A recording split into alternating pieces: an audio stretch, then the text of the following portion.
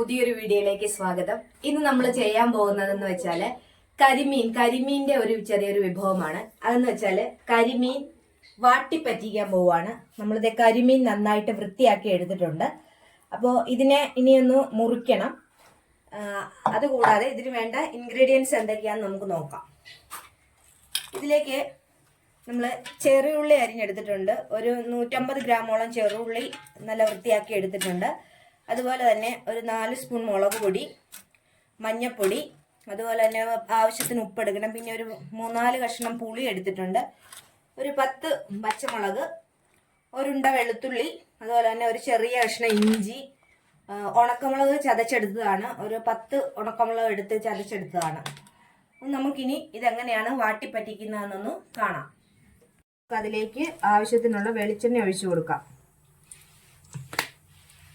എണ്ണ ചൂടായിട്ടുണ്ട്. നമുക്ക് അതിലേക്ക് കടുക് ഇട്ട് കൊടുക്കാം.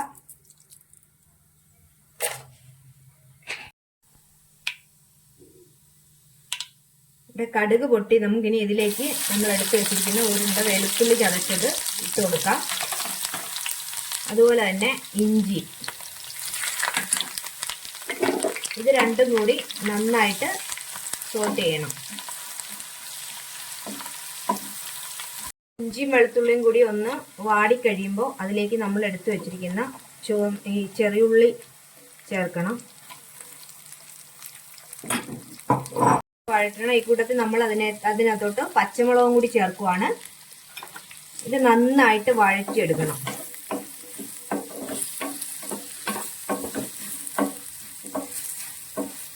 നന്നായിട്ട് വഴറ്റിട്ട് നമുക്ക് കുറച്ച് ഉപ്പും കൂടി ചേർത്ത് കൊടുക്കാം. ഈ ഉള്ളിയും ഈ എല്ലാം കൂടി നമ്മൾ എടുത്തിരിക്കുന്ന ഇഞ്ചിയും വെളുത്തുള്ളിയും അതുപോലെ തന്നെ ഈ മുളകും എല്ലാം കൂടി നന്നായിട്ട് വഴണ്ട് വന്നതിന് ശേഷം നന്നായിട്ട് വഴണം. ഒരു ഗോൾഡൻ ബ്രൗൺ ആവുന്ന രീതി വരെ നമ്മൾ വഴറ്റിയെടുക്കണം. നന്നായിട്ട് വാടി വരണം.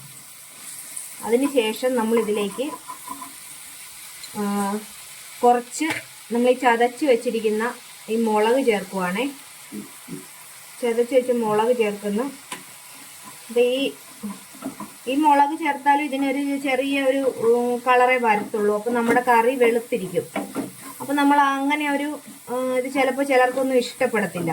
അപ്പം അതിന് വേണ്ടിയിട്ട് നമ്മൾ ഈ കൂടെ തന്നെ ഒരു 2 സ്പൂണ് കാശ്മീരി മുളക് പൊടിയും കൂടി ചേർക്കുവാണ്.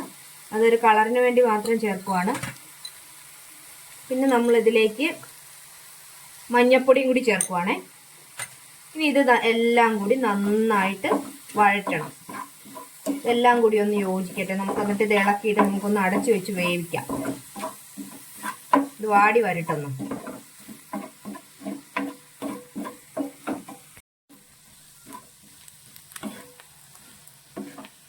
ഇതിലേക്ക് നമ്മൾ എടുത്തു വെച്ചിരിക്കുന്ന കറിവേപ്പില കൂടി നമുക്ക് ചേർക്കാം.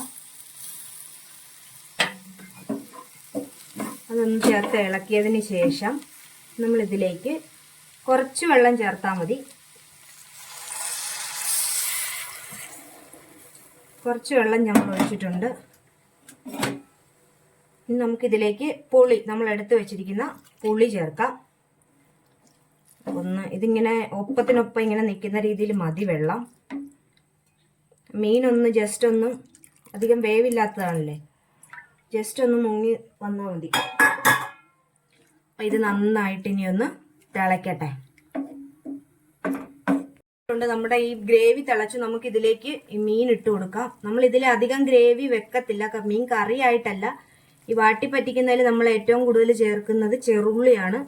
ചെറുള്ളിയുടെ ടേസ്റ്റ് ഈ മീനിന്റെ ഇതും കൂടി ഇറങ്ങി വരുമ്പോൾ ആ ഒരു ഗ്രേവി വെച്ചിട്ടാണ് നമ്മളിത് കറി ചോറെല്ലാം കഴിക്കുന്നത്. നല്ല ടേസ്റ്റാണ് ഗ്രേവി. എല്ലാവരും ഇതുപോലെ ഒന്ന് ചെയ്ത് നോക്കണം.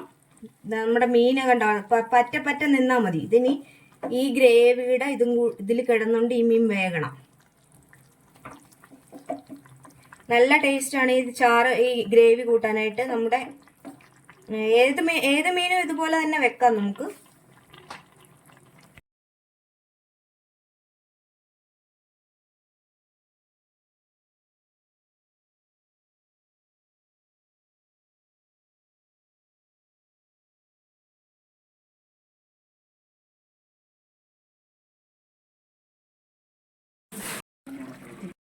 ഇത്തിരി പച്ച വെളിച്ചെണ്ണയും കൂടി ഞാൻ ഒഴിക്കുവാണ്. ഒഴിച്ചില്ലാലും കുഴപ്പമൊന്നുമില്ല, അല്ലാതെ തന്നെ നല്ല ടേസ്റ്റാണ്. പക്ഷെ എനിക്ക് ഇത്തിരി കൂടി ഇങ്ങനെ വെളിച്ചെണ്ണ ഒഴിക്കുന്നതാണ് ഇഷ്ടം, അതുകൊണ്ടാണ് ഞാൻ ഒഴിക്കുന്നത്. വേണ്ടവർ അങ്ങനെ ചെയ്യുക, അല്ലാത്തവർ ഇതുപോലെ തന്നെ ചെയ്തെടുത്താലും നല്ല സ്വാദാണ്. തീർച്ചയായും ഇതൊന്ന് ചെയ്ത് നോക്കണം. എല്ലാ മീനും ഇതുപോലെ തന്നെ ചെയ്യാം. കരിമീനാവുമ്പോഴാണ് അതിനൊന്നുകൂടി സ്വാദ്. അപ്പോൾ ഞങ്ങളുടെ വീഡിയോ ഇഷ്ടമായെങ്കിൽ ലൈക്ക് ചെയ്യാനും ഷെയർ ചെയ്യാനും മറക്കല്ലേ.